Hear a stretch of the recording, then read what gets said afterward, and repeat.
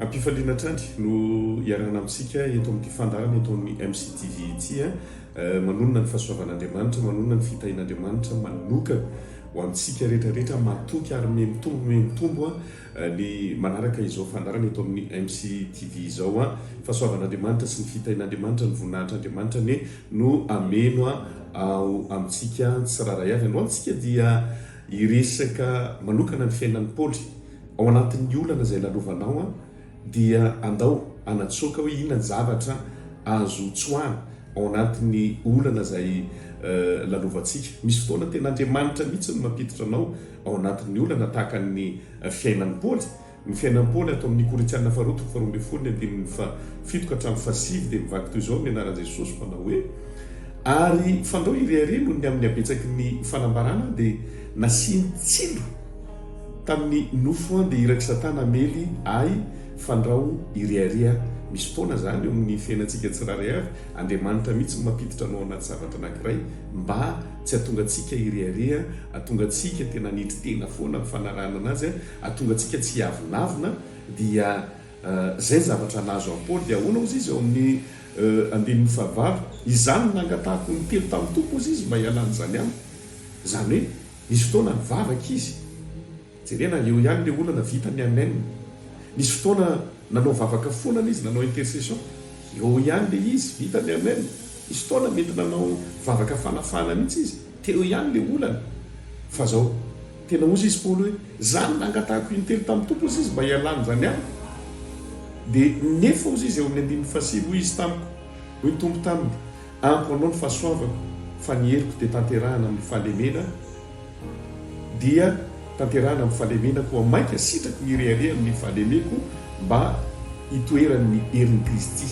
Riavana malala, inona zavatra azonao tsoahana ao anatin'ny olana izay lalovantsika tsiraray avy.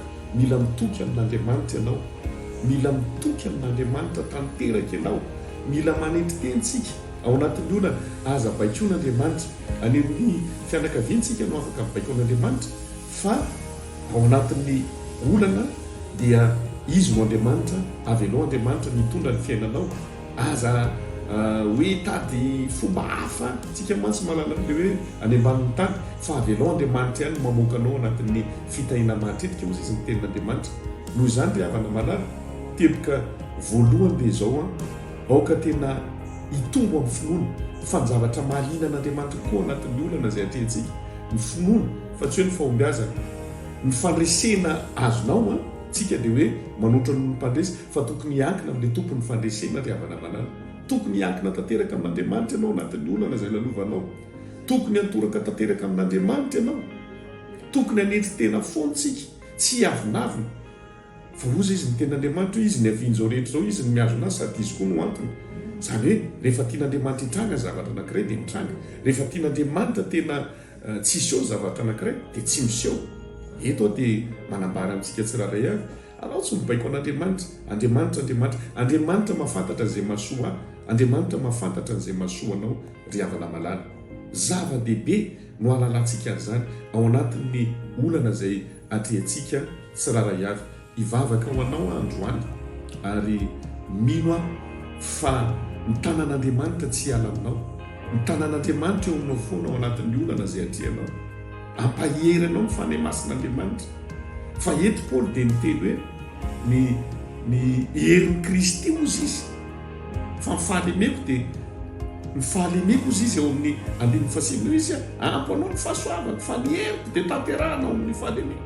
Koa mainka sitrako ny irearea amin'ny fahalemeko mba hitoeran'ny herin'i Kristy ao anatin'ny ady lalovanao, ao anatin'ny fahalemena, toe-javatra izay atrehanao eo na lalanao ny herin'Andriamanitra.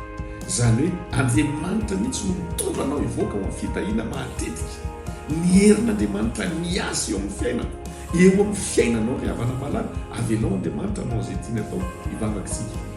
Ray mankasitraka anao amin'ny anaran'i Jesosy Kristy izay misaotra betsaka anao ny amin'ny teny fo izay menao ny mpijery tsiraray avy.